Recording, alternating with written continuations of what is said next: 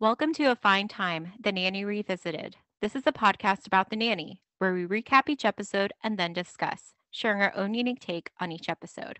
I'm Bernadette. And I'm Debbie. Today, we're talking about episode 34, Take Back Your Mink. As usual, we'll start with a brief summary of the episode.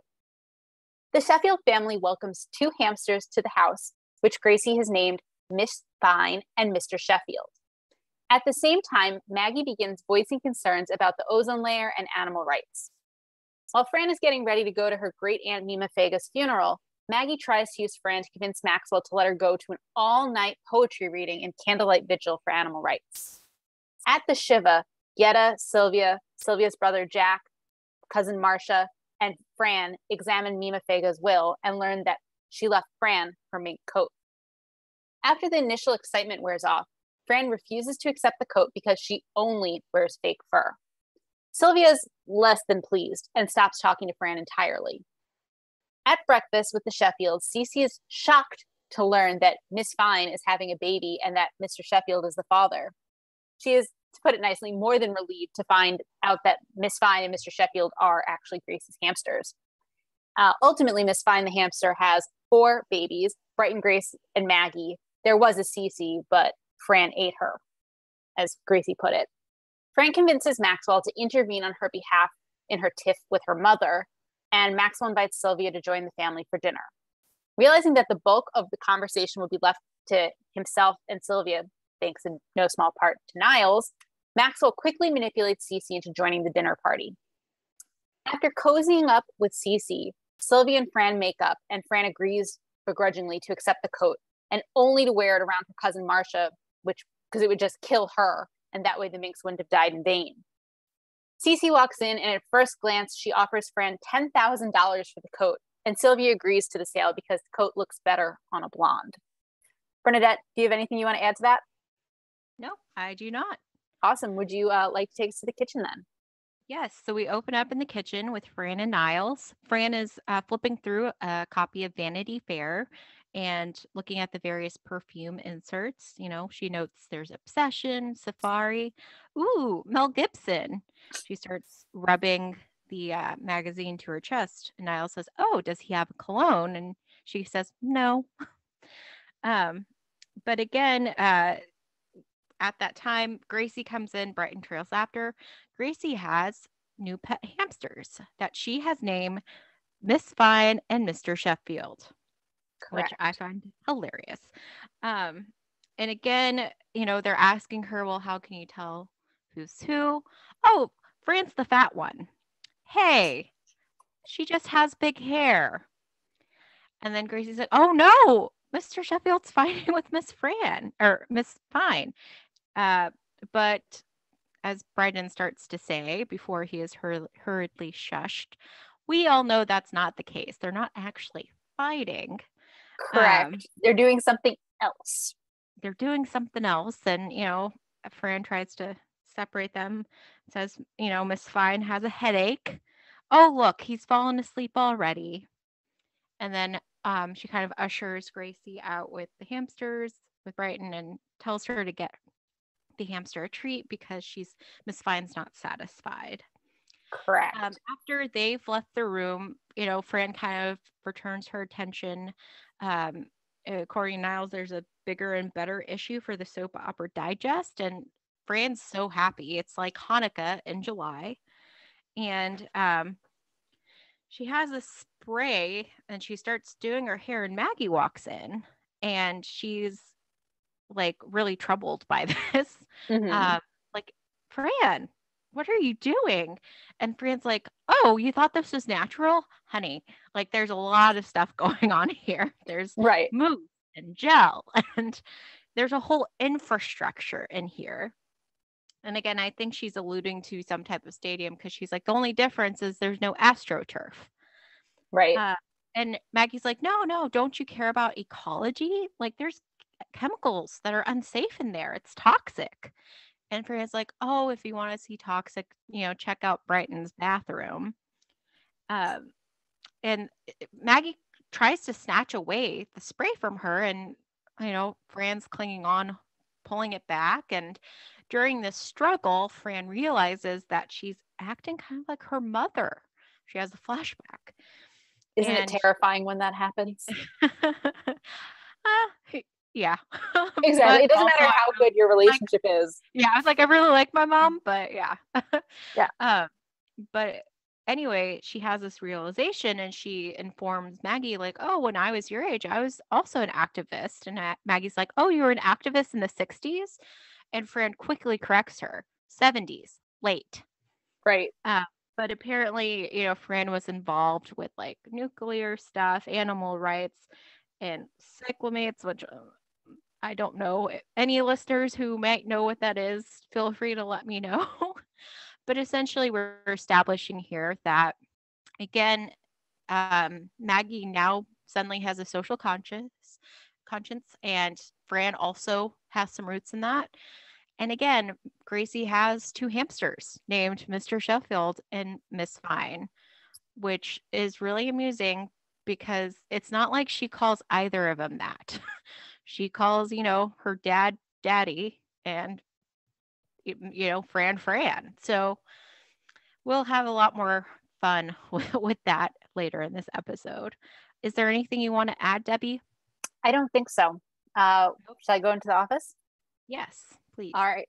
So scene 2 is in the office, and Fran comes in, and this is one of those times where it's important for us to talk about what she's wearing at the time, because it's a major plot point here. She is dressed in a black dress, so it's her usual style, relatively tight fitting, short, but it's all black. And over it, she's wearing a small black jacket. And Fran says to Maxwell, if you were my cousin Marcia and you saw me in this dress, what would you do? And Maxwell kind of looks at her and then says, I'd tell you looked fabulous, then trash you the moment you left the room. And Fran's like, and eat an entire Sara Lee pound cake? There you go, she says. For a moment, I thought I was going to have to change. And Cece comments on what Fran's wearing, that it's rather sedate for you. You don't look like you're trying to get a sailor to buy you a champagne cocktail. Where are you going? A funeral? And Fran's like, as a matter of fact, I am. Oh, my great aunt Mima Fega, she was 104. And instead of saying, oh, I'm sorry for your loss, how are you doing, or any other sympathetic, normal response, Cece says, oh, well, how'd she die? And Niles, in a very Niles way, chimes in, childbirth. And so, a little bit later in the scene, Maggie comes in and she says to Maxwell, Daddy, something like, Daddy, you're being totally unfair. Tell him, Fran, Mr. Sheffield, you're being totally unfair. What am I trying to get him to do again?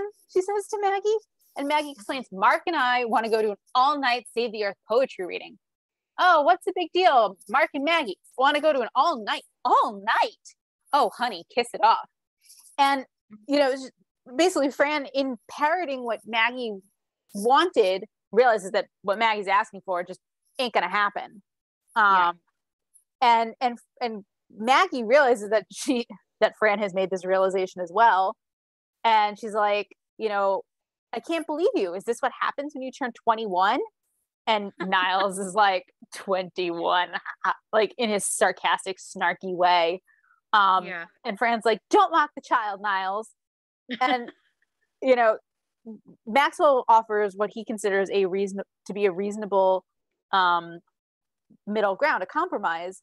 Why don't you and your friends take it in turns to save the planet? You can take the day shift and someone whose parents are out of town can take the night shift. Needless to say, that's not exactly what Maggie wanted. And so she says, well, fine, I'll go stand in the hole in the ozone layer. And she marches out. And Maxwell's like, be sure to wear sunblock. In a sort of teasing, sing-songy way.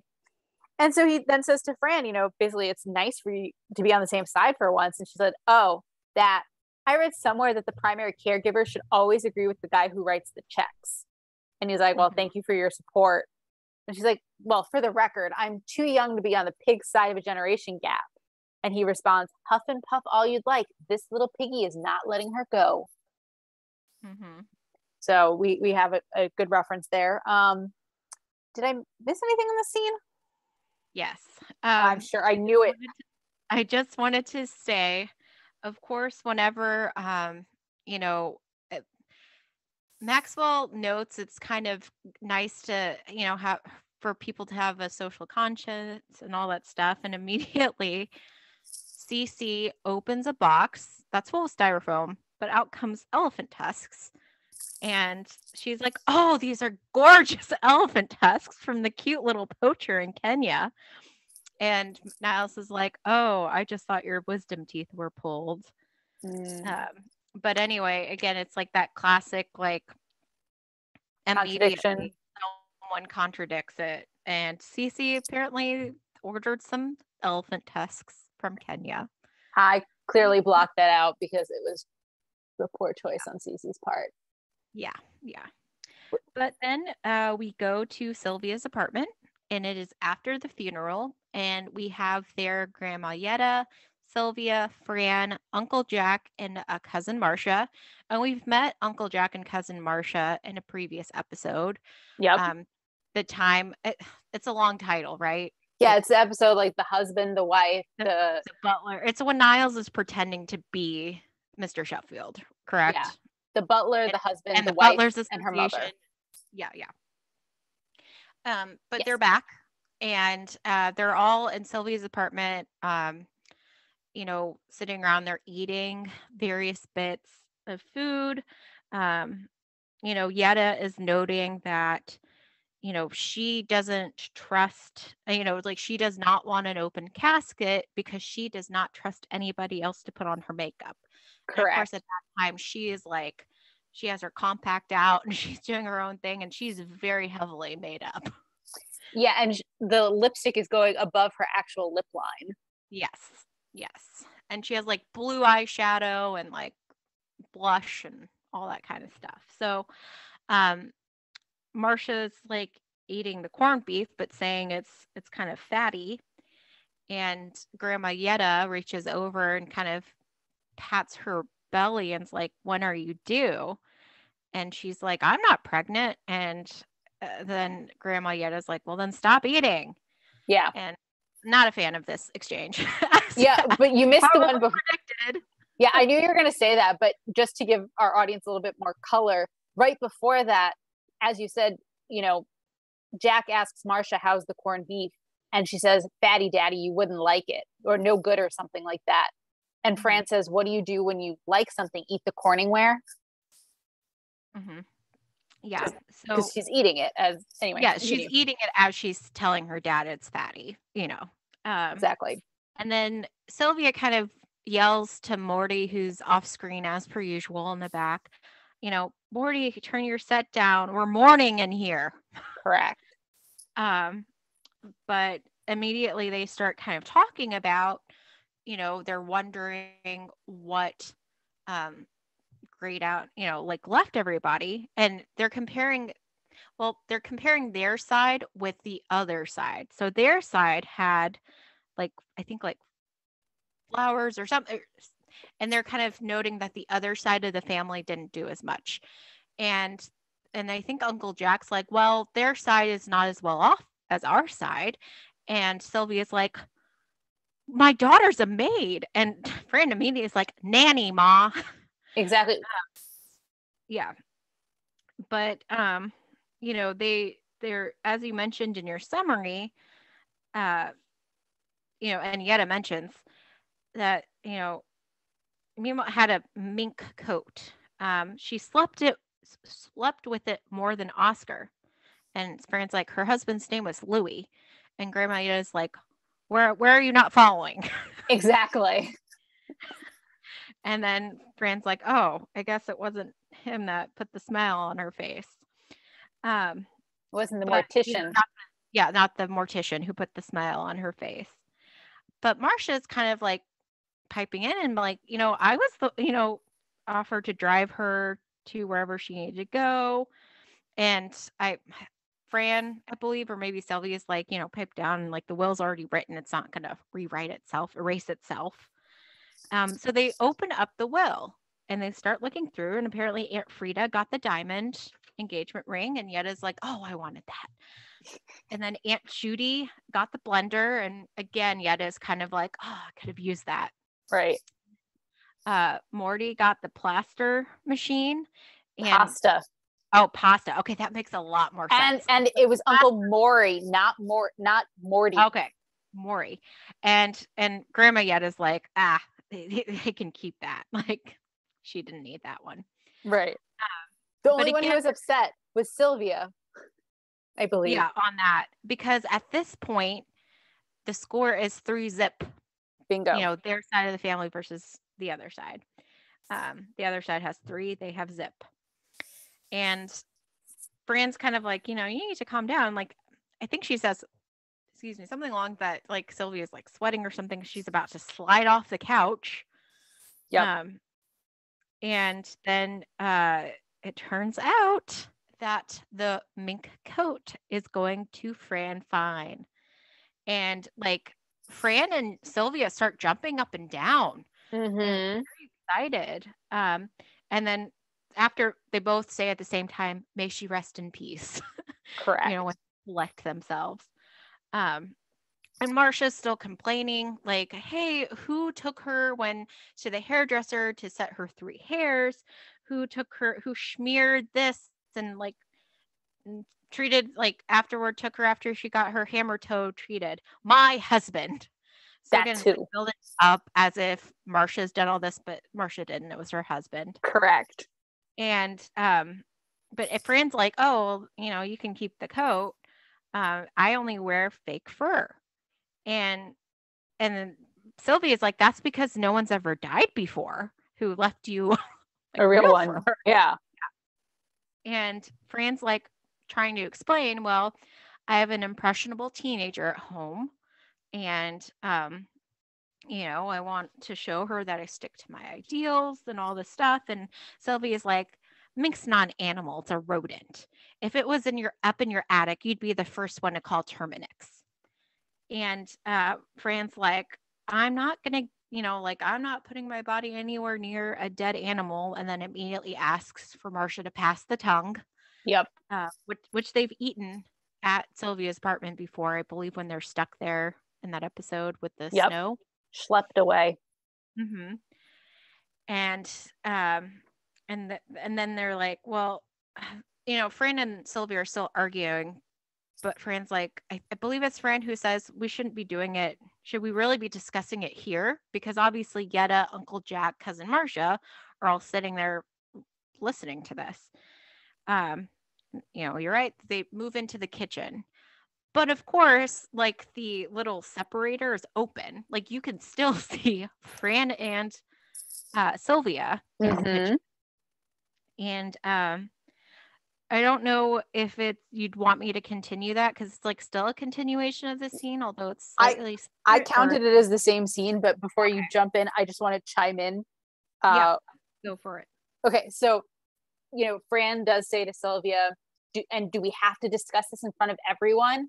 And so he's like, no. So they walk into the kitchen, and Yetta says they don't want to talk in front of us, which was clearly obvious, but she did not need to say. Yeah. The only other thing I want to add to the scene up to this point is this: when the scene opens, they're talking about the funeral, and the comment is, it was a gorgeous funeral. Mima Fega didn't look so hot, may she rest in peace. She could never pull it together for a special occasion. And then I guess I will add one other thing. Fran complains about green carnations on a casket. St. Patty didn't drop dead. Yeah. So yeah, now go ahead. Talk to us about what happened in the kitchen. So Sylvia and Fran are continuing their argument. This is mink, and Fran's like, well, then why don't you have it? I'm too busty.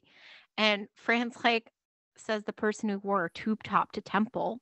And there's like a beat. And Sylvia's like, as a response, it's reform. Yeah. But Sylvia's like, you're killing me with this. If I die tonight, you'll never forgive yourself. And Fran's like, oh, I'm an adult. You can't guilt me over this. I'm allowed to have my own opinions. And Sylvia starts kind of like, you know, acting kind of sick. And of course, Like she Fran's has a like, pain. yeah, yeah. Oh, like, oh, Ma, are you okay? Like, I hope it's not the weird flesh-eating disease. Yup. But then we turn, and standing right up against the counter are Grandma Yetta, Cousin Marcia, and Uncle Jack. And Yetta just like, we couldn't hear you. Exactly. We couldn't hear. Yeah. Yeah. Is there anything you want to add to that little last bit of that scene? The one thing I'll say is before Sylvia said, "This is Mink," she said, "How could you turn your back on everything I raised you to believe in?" Yeah. I just wanted to throw that in. I will keep my comments on the discussion of Mink until the end. Okay. I have thoughts. Okay. Do you want to take us to the living room? Sure. So the scene opens and Fran's walking down the staircase and she says to Niles, "Did my mother call?" And Niles doesn't give her a straight answer, but instead explains, "There was one call, a sob, a sigh, a long, plaintive, boy." And Fran's like, "Well, either that's her or AT&T is really depressed that we switched to Sprint. I can't believe she would stoop to crank guilt calls." And, Niles kind of agrees with her that that's pretty low. And Fran's like, "You're talking about a woman who can grow a tumor on demand." And then Fran explains that, no silent treatment is going to make me compromise my ideals. That coat is staying in Queens. Meanwhile, the doorbell has rung, and Niles has gone to answer the door. And as soon as Fran says that coat is staying in Queens, guess what appears on the hanger in Niles' hand? The coat. Mm-hmm. And, so they sort of start admiring the coat, and Fran puts it on, and Fran comments, "Did you see the satin? Yeah. Did you see the satin lining? They don't make it like that anymore." And then she's commenting about how it's absolutely repulsive. I can't stand it. Meanwhile, she's like petting the coat that she's wearing, and she's caressing it and feeling how soft it is. And then she's like, "I should take this off. Oh, look at the initials. MF, Mima Fega, or Miss Fine, like it was meant to be." And then she's still wearing the coat, and she sort of starts walking down memory lane, and she sniffs the coat, and she says, "It smells just like her, Shalimar and stuffed cabbage." And she starts talking about how when she was a little girl, Mima Fega would bundle me up in her coat with her bosoms on by my ears. I looked like Princess Leia. And, she's like engaging in this, like, this warm memory and how she never got cold and things like that. And Maggie walks in and she's just like, "What is that dead animal?" And Fran jumps up on the couch. Where? On your back. "Oh, this. It's a coat. I inherited it, but I didn't accept it." And Maggie's like, Maggie points out how ridiculous it is. Like, how could you have not accepted it, but you're wearing the coat? And so Fran kind of blames it on Niles, that Niles wanted to see me in it. And Maggie's like, "Niles, I'm surprised at you," or something like that. And she stalks off, and Niles says, "Oh, forgive me, Miss Margaret. I'm such a beast." Yeah. Yeah. Yeah. Go ahead. Yeah, it's funny because when the coat first comes in, Fran's like, "What is that disgustingly soft plush?" Because she's touched it at that point. Mm-hmm. And with the MF, Niles recommends that maybe then she could give it to Morgan Freeman. Yep. Same rules. And then one of the things when Fran's reminiscing about, like how she would be warm, Niles is like, "Oh, I never, with the Butlers Association, I never had bosoms." No, he starts by saying, "I've never had bosoms as a hat." But one time at the Butlers, and Fran cuts him off, like, "Don't take me there, Niles." And but yeah, you're right. Whenever Maggie's like, like asking about why she's wearing it, then she's like, "Oh, I'm indulging Niles." Niles, I'm surprised at you. Yeah. Yeah. It was That was funny. Yeah. Um, Do you have but anything then, else you want to add? nope, I All don't. right. Would you like to We're continue on? jump to the dining room the next morning. We're at breakfast. Maggie comes in. Good morning, everyone. But Dad, Mm-hmm. she's obviously still miffed that he is not allowing her to go to that all-night candle vigil. And she goes up to Niles, who's at the sideboard, and she's like, "Oh, Niles, thank you so much for buying glass bottles instead of plastic." And he's like, "Oh, you're welcome, Miss Margaret. I always wanted to see what it was like to get a hernia, Yep. from the weight." And then Maggie gets some food and she makes as if to leave, and she gets stopped. And she explains the reason she's going is because obviously the world's terrible. There's stuff going on. I didn't write the specific thing, but rainforest or something like that. And Mr. Sheffield's like, "Oh, and you're gonna just take your croissant?" Like, the Right. room comes down. And I think someone must make a comment right before Cece enters. Do you happen to have that? No, I don't. The only thing I basically went from I've always wanted to know what a hernia felt like to Cece coming in. So Okay. Because I feel like there must have been some kind of comment preceding her. Because I think, Maxwell's like, "It's great you have a social conscience, whatever, whatever." And then Cece comes in. And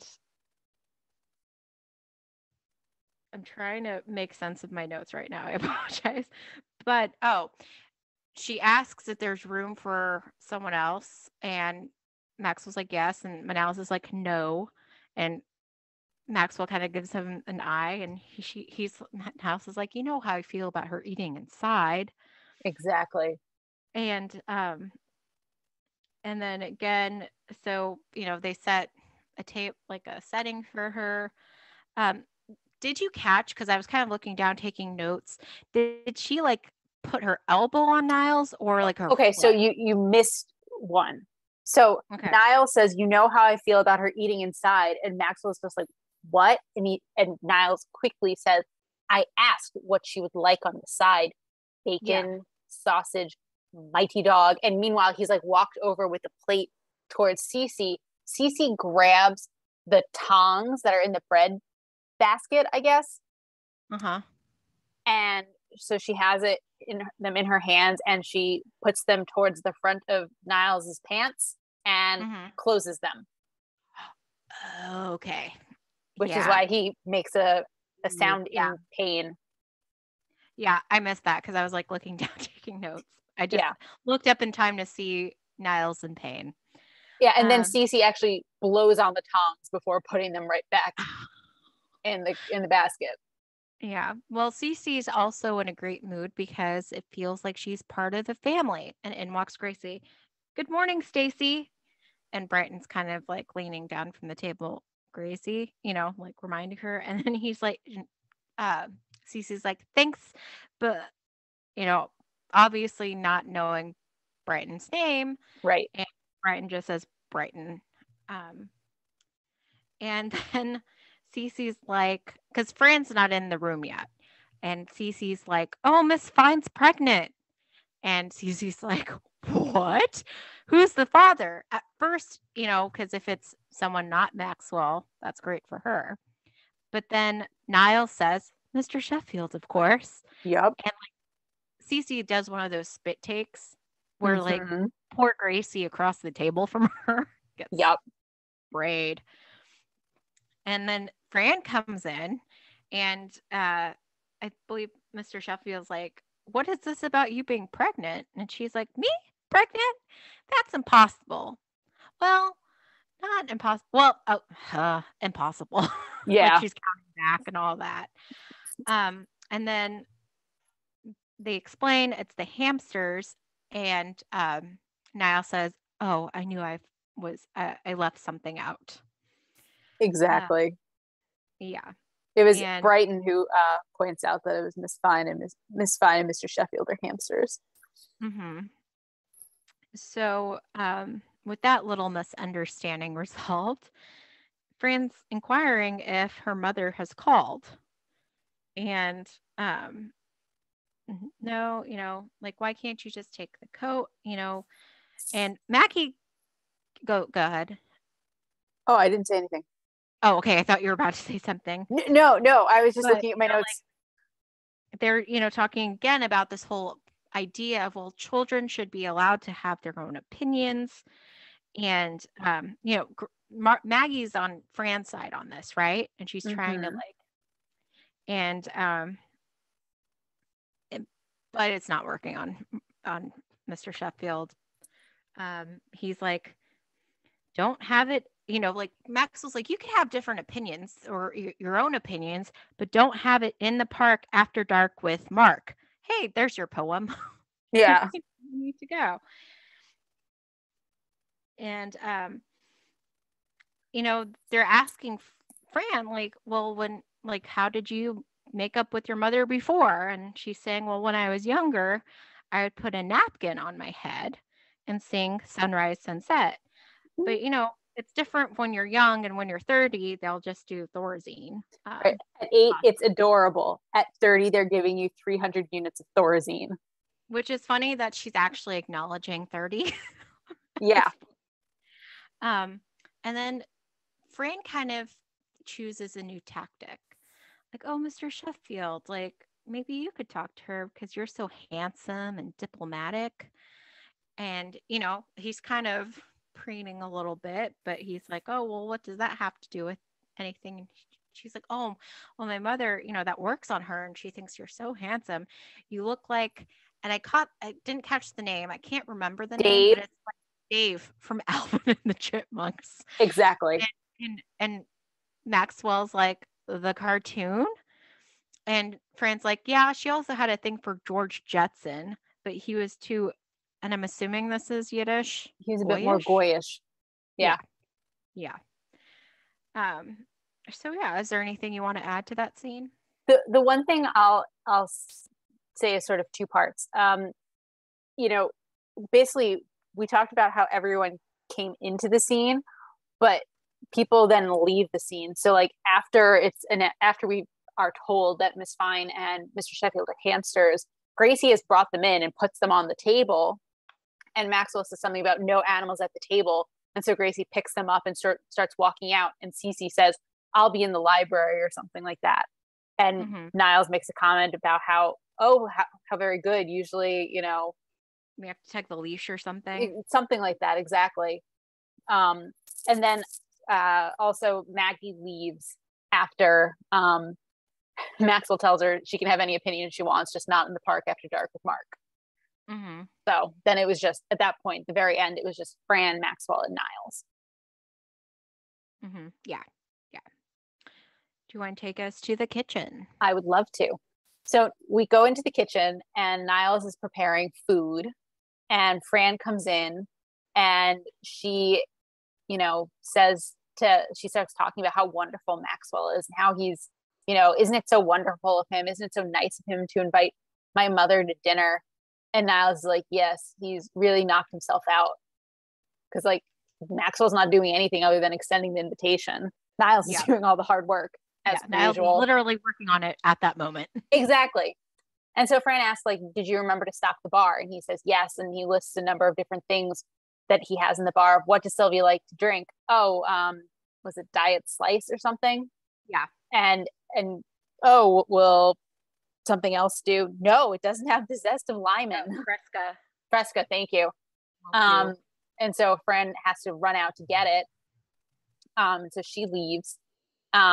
And Maxwell comes in, and Niles says this should be an interesting dinner, with Miss Fine and her mother not speaking and Miss Margaret not speaking to you. So that should leave most of the conversation to you and Sylvia. Perhaps you can swap stories. You can tell her how you got started in the theater, and she can tell you how she removes unwanted hair. And Maxwell's like, oh no, we need to find someone else for dinner quick. And Niles is like, well, it is a Saturday night, and who should walk in but Cece? And she's like, well, I'm off. And Maxwell's like, oh, Cece, are you free this evening? She's like, no, I have to go pick up my grandfather from the airport. Poor guy, he's He's in a wheelchair and a respirator, poor thing. Why? She like turns on a dime. He's like, oh, I was just wondering if you would care to join me for dinner. Done. What about your grandfather? Oh, it's fine. He's loaded. He'll put a 20 in his mouth and wave it. He'll get a sky cap, whatever. She's just like totally like perfect Cece. Her grandfather. Yeah. Cold-hearted, uncaring, totally selfish Cece. And Maxwell then, points out that, it wouldn't be just us. Miss Fine and her mother will be there too. And Cece's like, oh, I hate that woman. Which one? Pick is the response. Mm-hmm. And, this is where Niles and Maxwell pull a fast one on Cece. Really? Sylvia's always saying what a beautiful, charming, sophisticated woman of the world you are. Those are her exact words. Yeah, she always comments I must get the name of your manicure. She's always commenting on how young and youthful your hands look. Oh, I've always adored Syl. Forget Gramps. I'll call the airline. They'll stick them where they put the skis. Niles, put another setting on the table and put me right next to my pal Sylvia. Mm-hmm. And then she's gone, and so Niles and Max will have one of their moments together where Niles compliments him, saying, must get the name of your manicurist. Good one. Oh, well, I've learned from the best. Mm-hmm. Learned from the master. Thank you. Yeah, because it was Niles who did the beautiful, charming, sophisticated line, and then Maxwell came in with the manicurist. So, right. Yep, definitely a team effort to get her on board. And they were successful. They were. And so then we're in the living room. Mm-hmm. And Sylvia's come over. Gracie is showing her hamsters, and she's explaining, that they've had, kids, and they've named them Maggie, Brighton, Grace. There was a Cece, but Miss Fine ate her. Yep. And Sylvia's kind of like, oh, hello, and then as soon as Gracie takes the hamsters away, Sylvia turns to Niles and is like, the kid collects vermin. Yes. And then in from the back area walks Cece, and she's immediately like, Syl, is that you? Like all buddy with Sylvia. But it sounds so fake. Oh yeah, but also she's really convinced that Sylvia likes her or has said so many nice things to her. So I still interpret it as she feels like they're closer now. Yes. So, she's like, oh, I'm joining you guys for dinner. Why haven't we done lunch? And Sylvia's like, last time when I ate chicken, you had to take an Advil Tylenol or something, the Advil. And then in walks in Fran from the front door because she had gone out to get the diet slice, and she's like, oh, here's some diet slice, and Sylvia rejects it because it gives her gas. Yep. And so at this point, Sylvia's kind of playing along in a sense with Cece because she's admiring Cece's ring. It's stunning. Where'd you get it? Oh, my aunt gave it to me. And that kind of makes Sylvia turn to Fran, in one of those tones of voice is like, oh, her aunt gave it to her and she did not reject it. How nice of you to not throw it back in your aunt's face. Exactly. But at the same time as Sylvia's kind of, making some comments towards Fran, Maxwell and Maggie are coming in from the back of the room. Mm-hmm. And obviously they have already been conversing, and Maxwell says, watch that tone of voice, and Sylvia interprets that as him young lady. Yeah, young lady. But Sylvia interprets it, as him speaking to her, and he corrects her and no, I was speaking to Margaret. Oh, but she's a good daughter, and she does nothing. She's a good daughter. Yeah, and Fran's like, what does that make me, Patty Davis? Yep. And then Sylvia's back at, saying, Well, who is the one who rejected the mother-daughter tap dance packet or something like that? I thought it was caftans or something. I thought it was tap dance. Oh, but the No. Fran then clarifies that they were turbans. Okay. I don't know. There's some type of mother-daughter thing that when Fran was like 6 or 7, right? She rejected. She was small, yes. And so Sylvia's kind of like gone up in a huff, and Fran's trying to go after her, and Maxwell says to Niles, the napkin.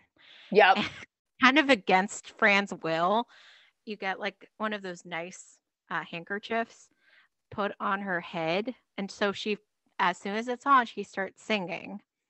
Yep. And Sylvia kind of turns back and she's like, Fran, that's not fair. And then eventually Sylvia starts singing with Fran. Mm-hmm. And oh, I'm so sorry. And they make up, and then they're hugging, and Cece tries to hug Sylvia from behind, like, oh, Syl. And then Sylvia's like, please, it's over. Mm-hmm. And then Niles comes in saying, oh, Miss Babcock, and I think he said TWA. TWA, correct. Called about an unclaimed old gentleman at Carousel 5, and she's like, oh, and she runs out. And again, they're trying to reconcile, and Sylvie's explaining that, the coat symbolizes, all of their history. She came, what was her?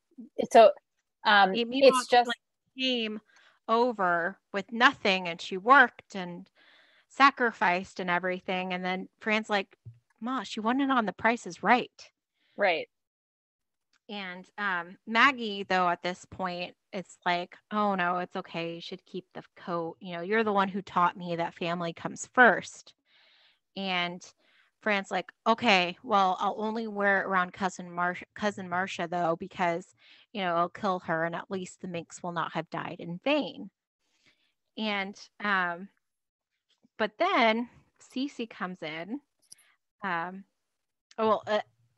Before she comes in, Maggie turns to Maxwell again, and she's like, well, like, I'm sorry. But basically, so she says, yeah, go ahead. And Dad, as important as this poetry reading is to me, if you really don't want me to go, then I'll respect your decision. And she's expecting that her dad will cave. Yeah, exactly. And he's like, okay, well, I really don't want you to go. And then she kind of goes, why not? And storms off. Exactly.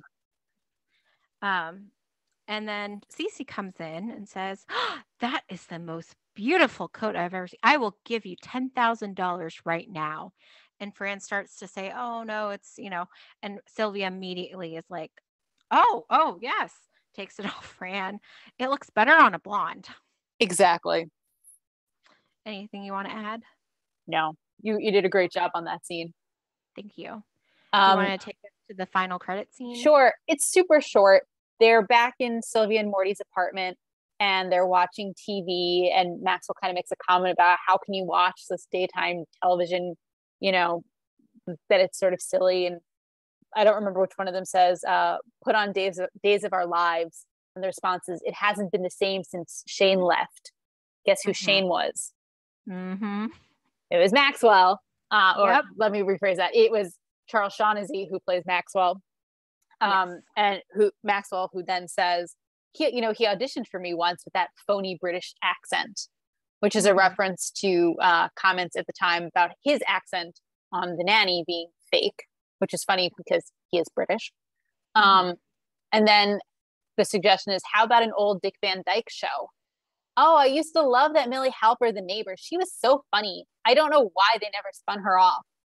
Millie Halper was played by the same actress who plays Yetta.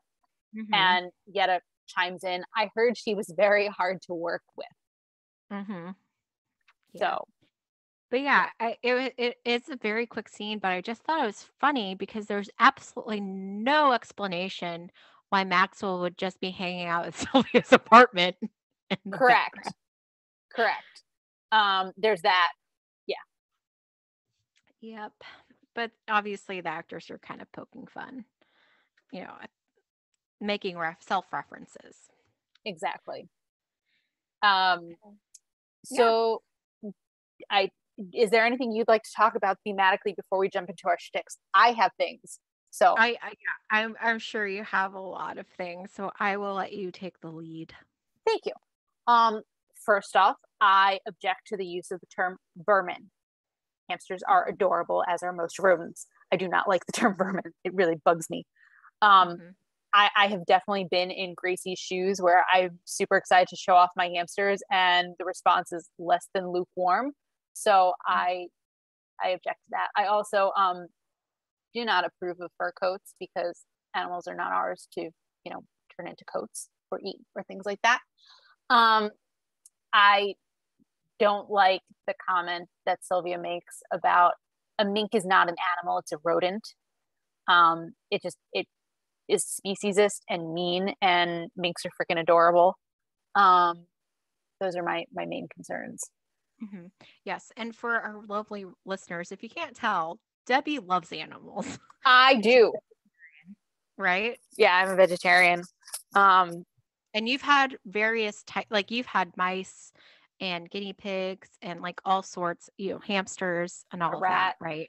I've also had a rat, dog, a kitten for a very short period of time. We had a bunny, turtles, fish. I have shrimp now. Like we're just my family is full of animal people. Yeah. So I really don't like it when I especially don't like it when people pick on rodents because they're actually very smart and very clean. And there was actually a study published in 2017 that definitively proved that the bubonic plague was spread by the fleas on the humans, not the fleas on the rats. And I do fundamentally believe that if the rats hadn't been subjected to hundreds of years of bad press, people would be nicer to them. So. I didn't know about the study. Interesting. Oh, I will tell anyone and everyone about this study because I think it is so important for people to understand that rats are nice, rats are clean. There was actually a more recent study that showed that rats are very they're compassionate. So like if I do not approve of testing on animals, I think it's mean and unnecessary. But in this study, they tested to see what a rat would do if a rat it did not know was in a uncomfortable like box. Instead of just like walking away and letting the rat it didn't know suffer or be in pain, they would work to figure out how to get the other rat out. Mm-hmm. And then they would actually share their chocolate chips with the rat they had just rescued. Oh, wow. So like rats are compassionate and they're good people, as are other rodents. So I do not like how Sylvia treats the rodents referenced on this episode. It really bugged me. Also, I will point out that the size of the cage that Gracie has for those two hamsters is way too small. And also the hamsters would probably not be awake at breakfast time because hamsters are nocturnal. So yeah. It's also but is it possible then the mom would eat one of them? Yes. Like they alluded to? I haven't heard of it happening with just like some of the baby, like one baby versus all the babies.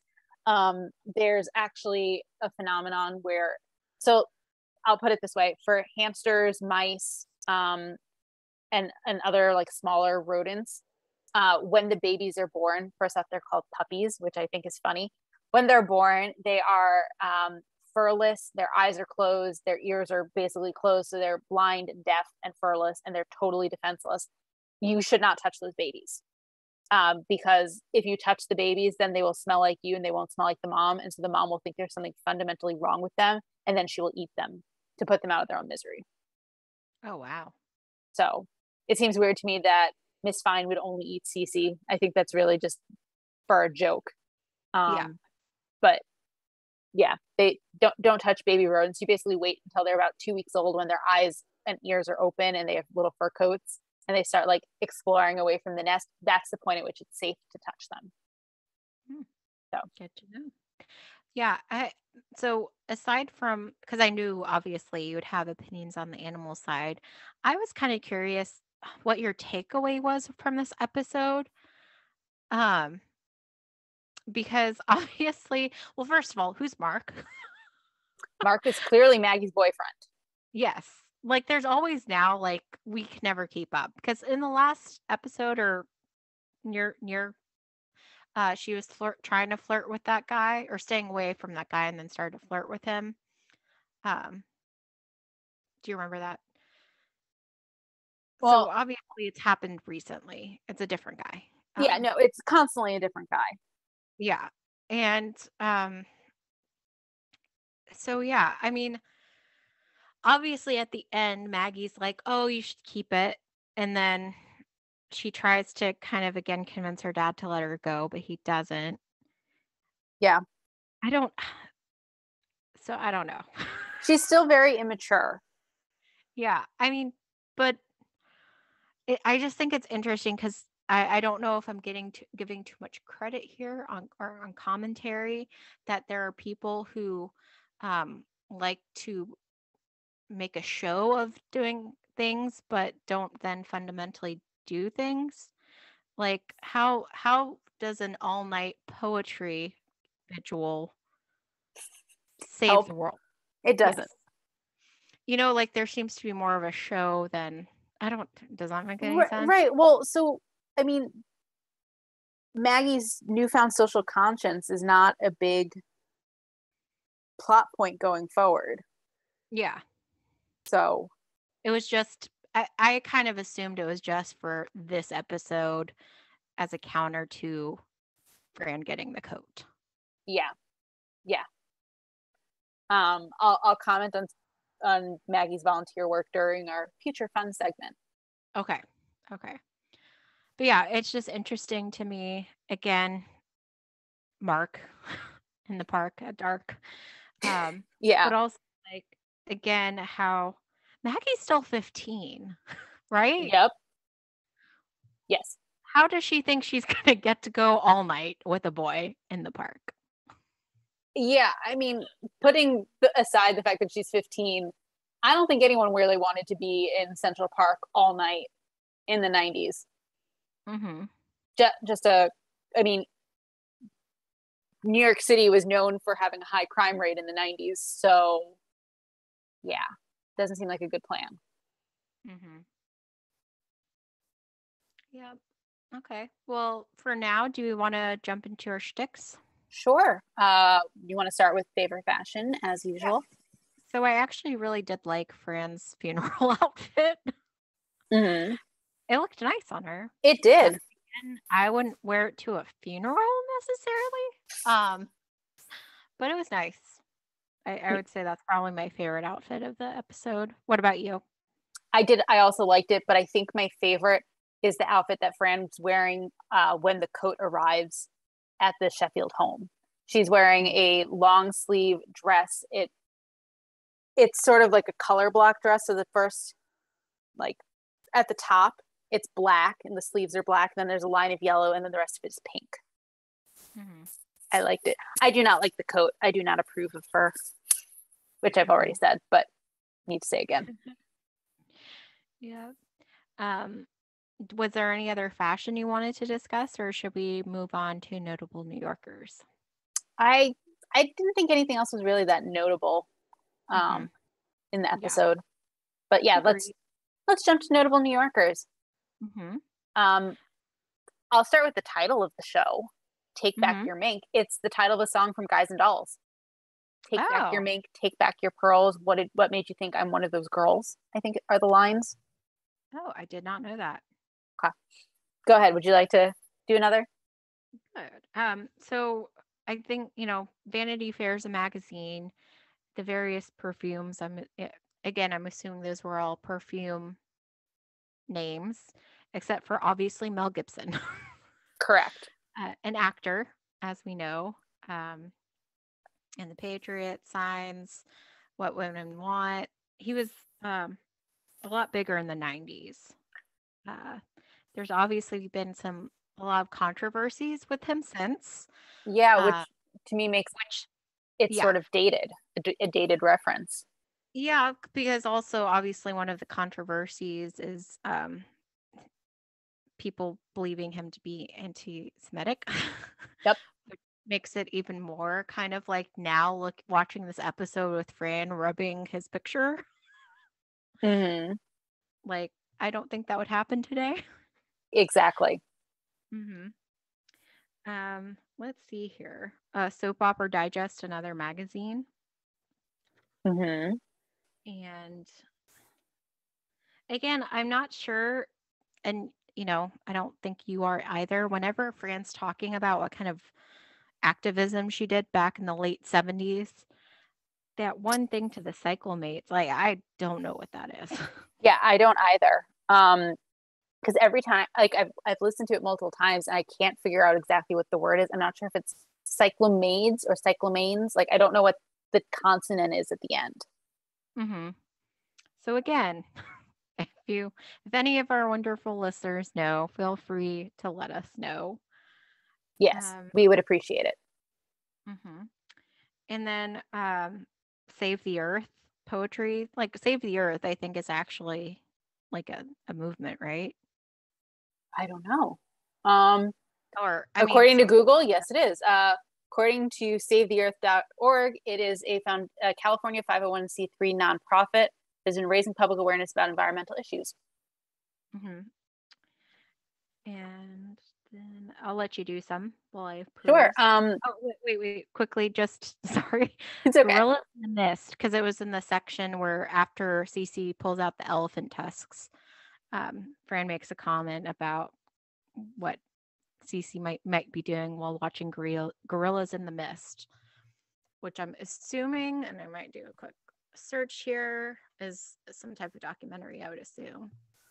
No, it's American drama film starring Sigourney Weaver as a naturalist. Correct. From 1988. Yes. Okay. Sorry. Now it also is a book by Diane Fossey, according to Goodreads. So, all right. Corningware. It's a type of, they make dishes and bakingware and things like that, which have a really nice shelf. They work very well. You can bake them, and they're fantastic and very expensive now. You previously mentioned Morgan Freeman. He is an actor, director, and narrator who has a distinctly deep voice. Previously mentioned Princess Leia from Star Wars. The song that Fran would sing when making up with her mother is Sunrise, Sunset, which is from Fiddler on the Roof. Dave, Alvin, and the Chipmunks. Dave is the Chipmunks' adoptive father. The Jetsons is a reference to George Jetson, which was an animated American sitcom, which apparently aired from 1962 to 1963, and then again, it was like extended, I guess, in 1985 to 1987, and it was referred to as the space age version of the Flintstones. I didn't realize that the first run of it was so short. I didn't either, but that's according to our friends at Wikipedia. So Patty Davis, you mentioned. Did you know who do you know who Patty Davis is? Not like it sounds kind of like familiar, but I can't say off the top of my head. So she is an American author and actress. She's a Democrat, and she is the daughter of Nancy and Ronald Reagan, according to our friends at Wikipedia. Oh. So I assume that's why she would be considered a bad daughter, Gotcha. based on who her parents are. TWA is a reference to Trans World Airlines, which was a major American airline that operated from 1930 to 2001. That's according to, again, our friends at Wikipedia, and its Wikipedia page actually looks fairly interesting because it talks about how it started and how it expanded and things like that. Let's see. LaGuardia is one of the many airports in the New York metropolitan area. And then I think I'm out. Do you have any others? Yeah. So she mentions Price is Right again. Oh, yes. 2 in a row. Earlier too, whenever Fran and Maxwell are talking, and Fran makes a comment, well, the primary caregiver should agree with the one who's writing the checks.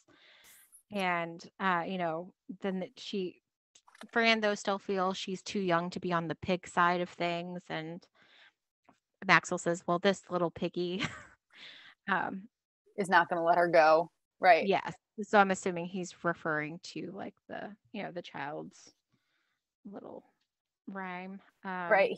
On that note, he also says, huff and puff however you like, which is a reference to Three Little Piggies. And the Big Bad Wolf. And the Big Bad Wolf, yes.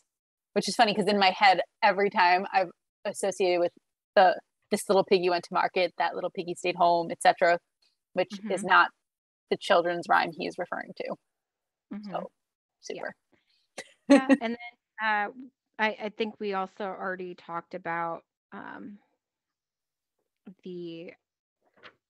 you mentioned the references they were making in the last scene in terms of Days of Our Lives and Dick Van Dyke Show. Right. Yeah. All right. I think there's several things to talk about, and there are. Do I sound excited? I am excited. Okay, so I think I have these in the right order. In the first scene, as you kindly mentioned, when Fran gets the bigger is better issue with the hairspray, she's like, it's like Hanukkah in July. Hanukkah is the festival of lights. It is the Jewish holiday that is celebrated in the dead of winter, I guess, for lack of better words. And the comparison she's making is to Christmas in July. I don't want to say Hanukkah is the Jewish counter holiday, but like that's sort of what it is. It celebrates the triumph of the Maccabees and the rebuilding, the repair of the temple, and the oil that should have only lasted for one day but burned for 8 nights, which is why we celebrate for 8 nights. So, woohoo! So in the scene, at the first scene at Sylvia's apartment, clearly they've come home from the funeral, and they're talking about the funeral. So in Jewish tradition, we bury as quickly as possible, usually within 24 or 48 hours, as a way of showing respect to the dead. So what was interesting to me is that Fran comments on the green carnations at the funeral. Jewish tradition typically discourages the presence of flowers at funerals. Like it's just not something we normally do, although the Talmud does note that they were used to cover the smell of a decaying body. It's just, again, we bury quickly, so we try not to do that. I assume that when they're back at the Fiennes' apartment, they're starting the Shiva. Which Shiva, it comes from the Hebrew word for 7. It's the 7-day mourning period that, technically you only actually do sitting Shiva for identified relatives, and an aunt would not be one of those relatives. But that's also why there are all those platters of food, because usually when people are hosting a Shiva, others send or bring food. You mentioned in that scene there, Fran comments about how Sylvia's schwitzing. That means sweating, as you pointed out. Fran does dab her with a tissue to try to pick up the sweat. Fran also comments on, when Sylvia says that she's too busty for the coat, Fran comments that didn't stop you from wearing a tube-topped temple. And Sylvia's like, it's reform. Reform is a type of Judaism. Judaism basically falls on a spectrum based on how conservative, with a little c, not a big c, how closely they follow the Talmud, and how modernized they are. So they're the Haredi and Orthodox on one side, and then on the other end are Reform Jews. Probably does not mean you probably still should not wear a tube top to temple. But anyway, 2 other words, shmir, that's a word we've heard before. It's basically spread, and goyish. So goy is a word for a non-Jewish person. So gotcha. Did I miss any?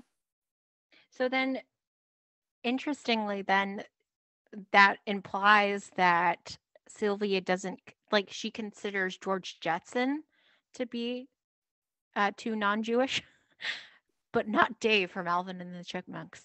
right? Yeah.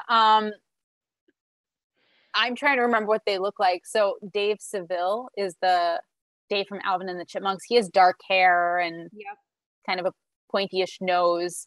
Um, George Jetson, on the other hand, Redhead, right? that's oh yeah, I guess yeah, he's redheaded with also a big nose. That's interesting because a historical um, a stereotype for Jews is that we have red hair. So Oh. that's interesting to me. Mm-hmm. Ah, well, Yeah, yeah, well, there was a lot to as I was going through the episode, I was like, oh, we have a lot to yeah, talk no, about. I think this is the most we've had, um, Mhm. which is kind of nice because it's the show giving some representation, Mhm. even if not entirely, accurate. Mhm. So Okay, so are we ready for some 90s nostalgia? absolutely. Would you like to start? Um, I want you to start. So you could do your thing. Old cars. Yes, because I made note we actually did have an exterior shot where you saw cars this time. I think there are multiple actually. I think we Mhm. see both the Fine family apartment building and Mac and the Sheffield home. Mhm. So Yeah. Well, in general, obviously, this is like the environmental issues are still issues we have today. yes. Unfortunately, not something that's just in the past. Although, like today, you have different iterations of the thing. So, like, I thought it was interesting when Maggie was talking about getting the glass bottles. It was making me think of in more recent years, the whole conversations about like straws and not using like plastic straws. Hmm. So that's like more recent. But again, it's still we still have a lot of issues. Well, We have I no, we haven't. I was just gonna say, I sort of. It's been a while since I've been in a grocery store, but I wonder if everything, like, I don't think everything does come in glass bottles as an option anymore. hmm So, yeah. I mean, and it would totally also depend on I would think locale, like because maybe higher end places might have, glass bottles for something, but like if you go into just a regular convenience store, you're not going to have as many options, right. I would think, partly cost wise and that kind of stuff. Hmm. So, but yeah, um, Uh, I didn't go ahead. I mean, I kind of hinted at this before, but the reference to TWA and the whole hmm plot with Cece abandoning her grandfather at the airport, those Yeah, both seem very dated to me. yeah, yep, I agree. Um, but yeah, I didn't have as many like things noted for this category this week. Did you have anything else? No, those are the main things. I think the other is that if this were recorded today, I think Maggie probably, I don't know if it would be in all anything in person, but like she would have been like posting on her social media Yeah, I agree. and doing things like that. So hmm Yeah, that's all I got on that front. yeah. Um, Future fun. yeah, so we never see the hamsters again. Like hmm I am pretty sure if we had seen them again, I would remember, but they were just there briefly. I hope they lived good lives afterwards. Um, I believe this was the only spit take in the series. So poor Gracie does not need to get water Yeah, it spit at seems her. like it's always greasy. Poor Gracie. Yeah. Um, so in the future, Maggie does volunteer, although it is against her will. She volunteers as a candy striper um, at Fran's insistence. You know, Maggie wants money from her dad, and he's like, didn't I just give you money yesterday? And she's like, oh, but I love you so much. And Fran's like, don't you think the kid's old enough to get a job? And she's like, fine, I'll go work where my boyfriend works at the Gap. And Maxwell doesn't like that. And he doesn't like the idea of her taking the job from someone who could really use the money. And she's like, okay, fine. Why doesn't she get a volunteer job? And well, anyway, she ends up as a candy striper, and unexpected hilarity ensues. And actually that leads to the longest laugh in the entire series. So oh really? Yeah, okay. I mean, basically she was so good. She goes, I won't go into too much of the detail, but she was so good. She went like a week in a row or 5 days in a row, whatever. And then her boyfriend got concert tickets. And so she asks Fran to cover for her, and that's where the hilarity ensues. So also on the Maggie front, we've kind of commented on how we can't keep track of what boy she's seeing right now. She does eventually settle down on a single guy, and his name is Michael. So I won't say when, I won't say how, but his name is Michael. Okay. And then the last thing, I believe I've mentioned this before, we will meet Morty Fine in season 6. Like, we will meet him in such a way that we see his face and he has lines and he talks. Wow. Yeah, exactly. Like we see him, instead of him being off screen, or we're only seeing like his back and maybe a grunt or two or a couple words, we'll actually meet him like as a person. So yeah, that's all I have for Future Fun. I believe it's time to rate the episodes, and I think it's your turn to go first. Yes, it is. So for our wonderful listeners, we each week take turns ranking or rating the show from 1 to 5 lipsticks. And I think I'm going to give it a 3. So liked it more than the episode last week that we both gave it 2, but still didn't hold up against the others. And as we discussed, there's some like problematic elements. For me, my focus is a little different than yours. But yeah, so I think I'm just going to give it a 3. How about you?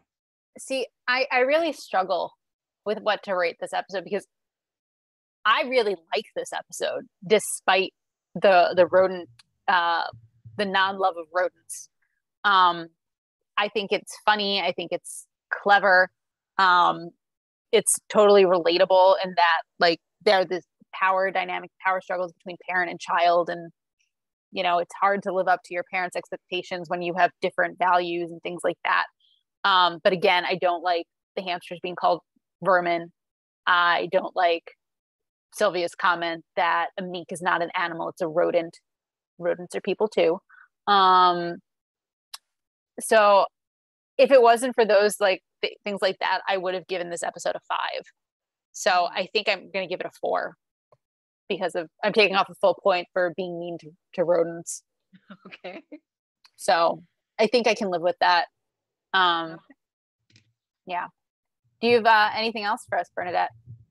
Well, like you said, I think it is interesting as adults whenever like there are tips with your parents due to differences of opinion, and whether or not you fall back into like when you were a child or not.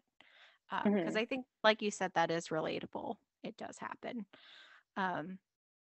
But yeah, I would just add that to a theme. But since we didn't really cover that earlier, I agree. But yeah, I'm still giving it a 3.